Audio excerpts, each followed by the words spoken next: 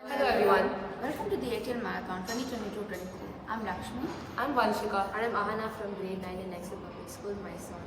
Gender equality is an important aspect of peace and sustainability, and sport is a powerful platform to promote it. You must have read various articles about gender inequalities. Though some sporting bodies have taken measures against these, despite these measures have been taken, a lot of gender inequality exists in sports and poses a great threat to women in sports.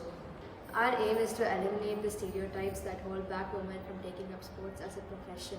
And we believe that we need to do that from a fundamental level, that is physical education.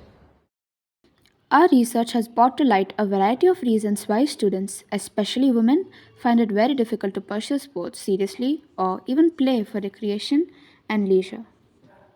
We conducted 40 interviews among girls and boys of various ages. We have also noticed that a lot more could be done to implement a properly organized physical education curriculum. Our policy involves the following points. Firstly, introducing a list of sports from which a minimum number of sports has to be mandatorily introduced in every school. As per the second policy, all students would be given an opportunity to play and learn each of these sports in the early grades so that in higher grades they could pick the sports they would like to learn and stick to it.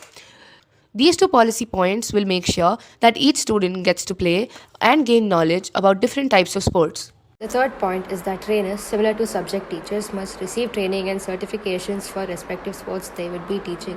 This will ensure the proper quality of sports coaching is imparted. Periodic PTA meetings focused on sports alongside the regular subjects must be made compulsory. This will help create awareness. Advancement of students in sports alongside the study of other subjects like math, science, and social science should also be discussed and documented.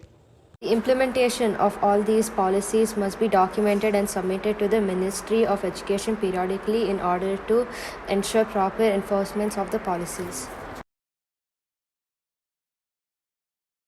As per the G20, sports is a powerful vehicle for education, health, and inclusion, and a key socio-economic driver in advancing the Sustainable Development Goals. The G20 also has a gender goal for reducing the gender gap in labor force participation by 25% by 2025. Although the gender pay gap in sports remains substantial in most G20 economics, there is small but consistent progress by eliminating it. Our belief is that a holistic approach to PE through sports is the best approach to realizing the full potential of women's sports. Thank you. Thank you. Thank you.